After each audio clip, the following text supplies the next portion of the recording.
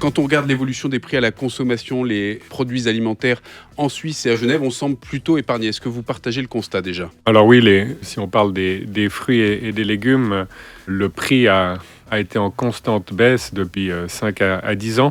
L'année dernière a été un peu spéciale parce qu'il y a eu des problèmes de météo globalisés en Suisse et en Europe. Donc on a vu un petit renchérissement. Mais dans l'ensemble, les prix des fruits et des légumes en Suisse ont plutôt tendance baissière ces 10 dernières années. Est-ce qu'il y a une crainte que ces prochains mois, il y ait une répercussion sur ce qu'on appelle communément le panier de la consommatrice? C'est clair qu'on voit une augmentation des coûts dans tout ce qui concerne le quotidien du consommateur, que ce soit l'énergie, que ce soit l'essence, que ce soit l'abonnement de téléphone.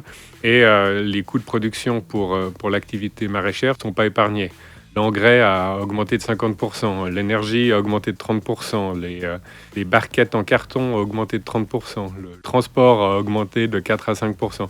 Donc tous ces coûts-là, accumulés, si on prend leur poids dans la production, on va arriver pour une tomate, par exemple, à une augmentation d'environ 10%.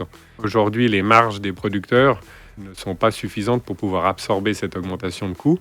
Il faudra qu'on puisse passer la totalité, ou en tout cas une grande majorité à nos clients, qui eux-mêmes vont devoir passer ça aux consommateurs. Donc oui, je pense que le consommateur doit s'attendre à voir une augmentation du prix de ses fruits et légumes en supermarché. Avec le risque que les distributeurs ne se fournissent hors de Suisse, à défaut de se fournir justement en Suisse avec des coûts qui pourraient augmenter? Je pense que le risque est faible, d'une part parce que les distributeurs jouent dans la grande majorité le jeu du produit suisse. Ils sentent que le consommateur est sensible à ça.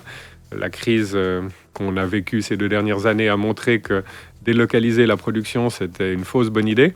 Et puis d'autre part, ce que je disais avant, c'est que cette augmentation des prix et des coûts, elle est pas suisse, c'est pas un problème suisse.